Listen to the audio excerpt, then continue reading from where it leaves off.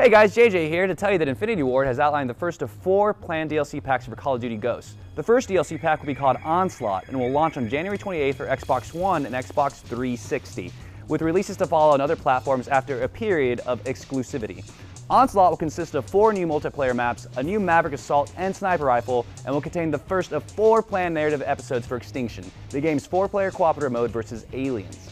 The first Extinction episode will introduce 2 new characters who will drive the narrative, 2 new alien species, and a new weapon as you infiltrate a remote Alaskan research facility that's been looking into the origins of the alien threat.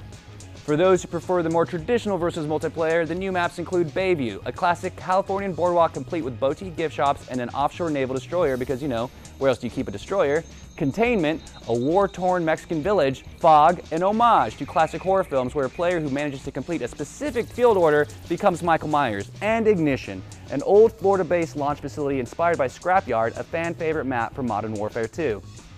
The DLC will be available standalone or as part of the Season Pass, which grants access to those, as well as 3 other planned DLC packs, an exclusive free-fall multiplayer map, and unique character items. Also launching on January 28th is the new point-and-click adventure from Double Fine's Tim Schafer, who's best known for his work on Grim Fandango, Psychonauts, The Secret of Monkey Island, and Brutal Legend.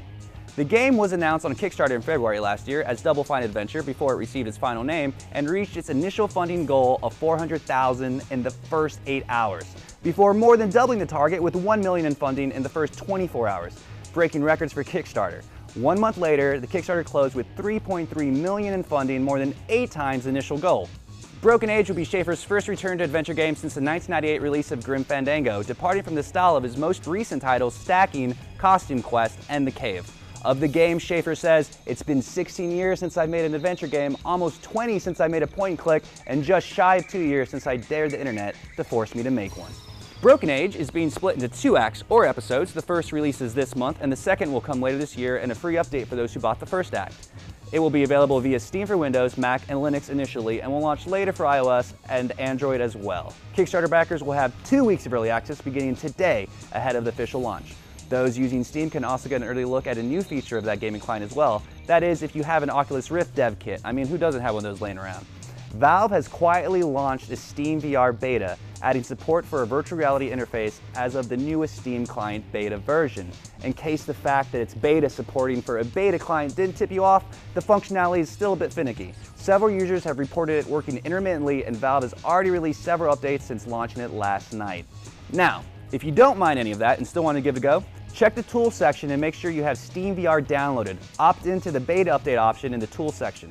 Once the update downloads, exit Steam and run the executable with the -VR at the end of the command line. If you usually use a shortcut, you can add the -VR to the end of the target destination in the shortcut properties. Speaking of unstable but awesome Steam stuff, man, we're on fire with these awesome transitions. DayZ Standalone, which is available now on Steam via their Early Access program, only launched last month as an alpha build, but already the game has passed 1 million copies sold, despite having no firm release date for a finished version of the game. Early this month, when the game passed 800,000 sales, creator Dean Hall commented on the game's success, saying, "Honestly, 250,000 within a quarter was what I would have considered success. So to move nearly 800,000 in under a month is crazy." Despite the hordes of gamers falling over themselves to hand him their dollars, he continues to caution them about what they can expect with the alpha version of the game, and advises that most gamers may prefer to wait until they get a more polished gaming experience.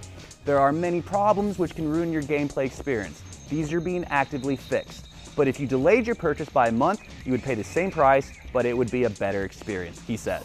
And that's the big news for today. Do you enjoy getting early access to unfinished versions of games, or do you prefer to wait and play them once they're finished? Shout out and let us know in the comments. And also, check out roosterteeth.com later this week for a new episode of The Patch where we argue for our favorite games of 2013.